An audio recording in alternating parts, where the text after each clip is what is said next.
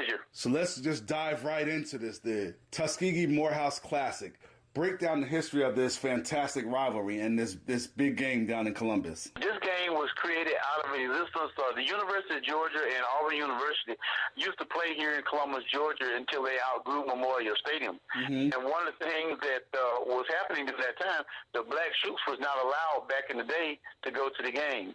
So the powers that be, being the Tuskegee people, got together and they formulated a plan to bring two of probably the most prestigious schools in the country into Columbus for a game, and bam, now 82 years later, we roll it. The game will be played Saturday, October the 7th at 2 o'clock in the A.J. McClung Memorial Stadium here in Columbus. Great anticipation, great excitement from the Fort Benning, Phoenix City, and Columbus, Georgia, what we call the Bi-City area. So things are looking very good for this coming battle, and I understand that both teams are coming in at 3-2, so it should be really a good challenge. Now, I know you sit on the committee for the Tuskegee-Morehouse Classic, so you have to have some objectivity. However,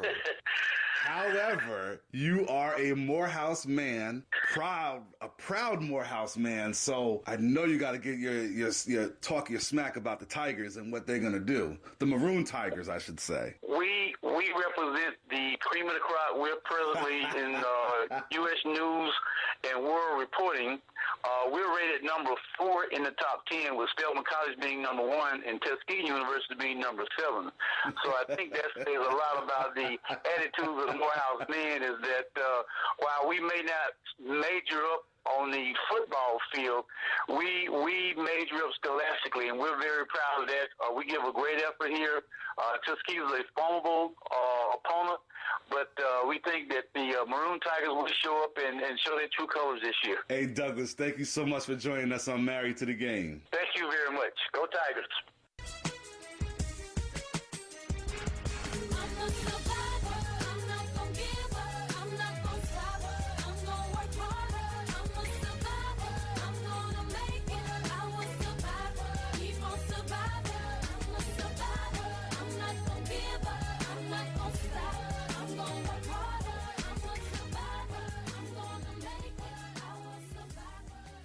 Now, Married to the Game has been doing its thing since January. Yes. We've come a long way since January. We have. We've aired a lot of segments. A lot. But personally, for me, this is the best of the bunch. The Survivor Series. Come on, baby. It's Breast Cancer Awareness Month. Yes. So check your boobies. We're honoring breast cancer conquerors. Yes. Across the landscape with this Survivor Series. Mm-hmm. You're a conqueror. I am. Share your story. I am a stage 3B breast cancer survivor. I did Conqueror. I'm a survivor and a conqueror. Okay. You know, you've been there since day one. You know my story, but for all you all out there, just know. Break it down. That I did the darn thing. I am a warrior born, but a soldier made. Period. Chemo, radiation, surgeries, breast cancer conquerors. Because see, you guys are. It's more than just surviving. That's right. It's conquering. It's. I like through that. the grace of God, I need to learn how to say stamping that out. Conqueror. Conqueror. It's a powerful word. Powerful. Speaking of powerful, our first guest in this year's Survivor Series is acclaimed mountain biker Jen Hanks. She is a shero, like in every sense of the word. Yes. No. I know you don't mind these stats. No, I don't. First diagnosed with breast cancer, stage 2 breast cancer, back in January 2011. A right lumpectomy and a mastectomy in February. Multiple bouts of chemo, surgeries. But she's remained in top shape with a solid diet and a superior workout. And she still be on those mountain bikes doing the darn thing. And she's competed across the globe, so she's getting a passport stamped, going everywhere, winning races. So when we mean she has been moving mountains because of her faith literally in her health, and she figuratively. is literally doing it. Here's just some of her racing stats from Go last ahead. year. Say those stats, baby. Say those stats. First mixed duo Titan Tropic stage race, Cuba. First pro women I-Cup, back fifth. First overall 5-person co-ed 24 hours out in Tucson, Arizona. First woman midweek series. Yes. First woman P-Town cross, number 7. Are you seeing all these first woman things? You get that? I'm going to stop You because get that? for time purposes, I know. I can keep going on all we day. can go on and on. I mean, she did it. She's doing it. Now, on October 3rd, she underwent another mastectomy. Another So one. we want to give a big shout out to Jen. We praying for you, Jen. Praying for you, my sister. Big ups to her husband, Shannon, too, because the support system You're right. that he's being there for her and the entire family. Survivor Series. Hashtag Survivor Series. Put that emphasis on there. We're Survivor. Before her procedure, she was kind enough to join us. I love that interview. And you guys, I like how y'all connected on the Survivor to Survivor bond. You better recognize. Park City's own Jen Hanks, representing Utah, beautiful Rocky Mountains of Utah. Married to the Game, Survivor Series. Check it out. Well, Jen Hanks, thank you so much for joining us on Married to the Game as we celebrate breast cancer conquerors in our Survivor Series. Woohoo! Thanks for having me.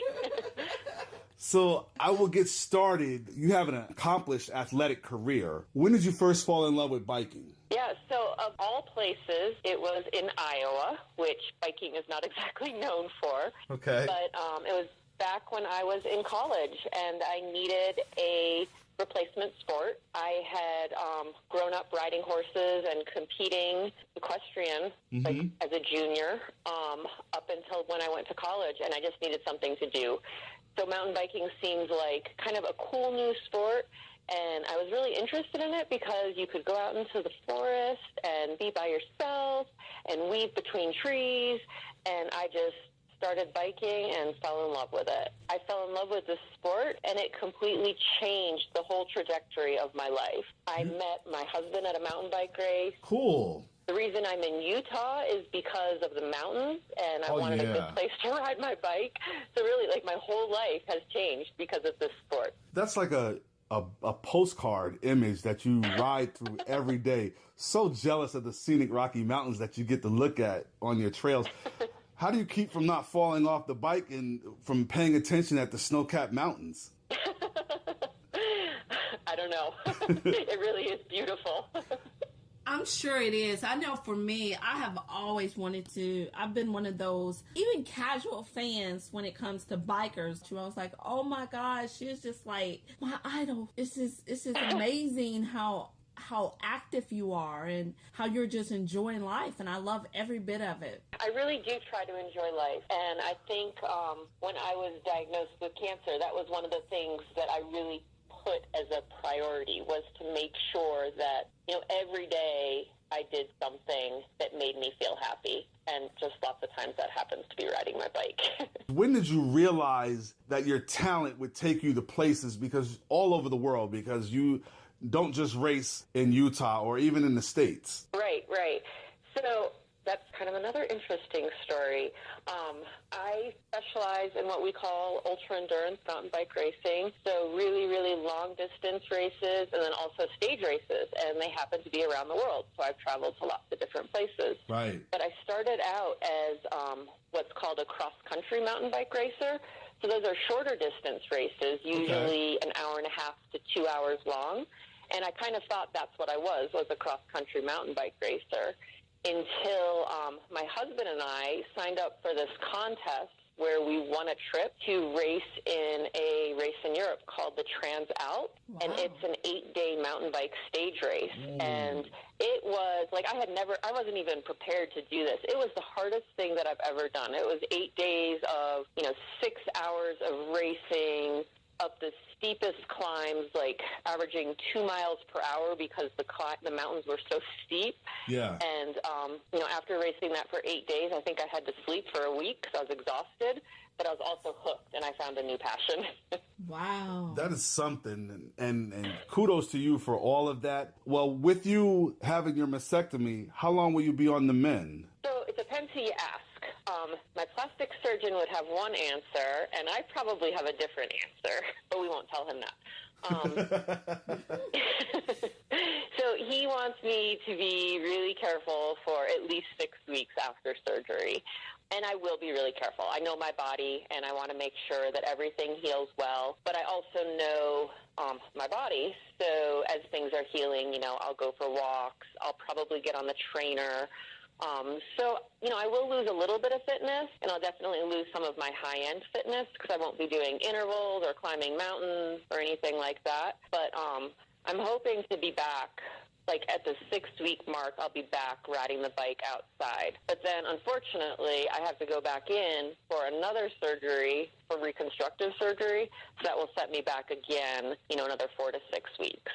I'm planning on being back to racing probably February or March of next year. Well, we're believing that you're going to not only achieve that, but exceed that goal, and all the best for you while you're, going through your recovery process. Oh, thank you. How do you balance nutrition and treatment and training, and how do you handle all of that? I don't know if I do balance it. Sometimes I get really, really focused on, the mountain bike training, and all of my energy goes there. But yeah, obviously nutrition is really important too.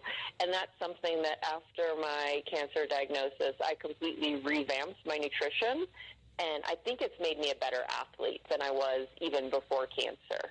So I guess that's been one of the benefits of me having been diagnosed with cancer, is that I'm so in tune with my body now, and I am paying attention to every single aspect of it, including nutrition as well as my training. And I will say, being a cancer survivor myself and being a part of a lot of different support groups, it's amazing how your name inspires so many people. So how great does it feel to be that inspirational guide? Yeah, I think it gives me a little bit of a sense of purpose, and it's definitely been a big reason why I have my blog and why I've shared my story and why I continue to share my story. And I do have women contact me, and I think it's important for them to know that they can still exercise while they're undergoing treatment. And even more so now than back when I was first diagnosed in 2011, research is starting to show how important exercise is, not only in reducing your risk of recurrence,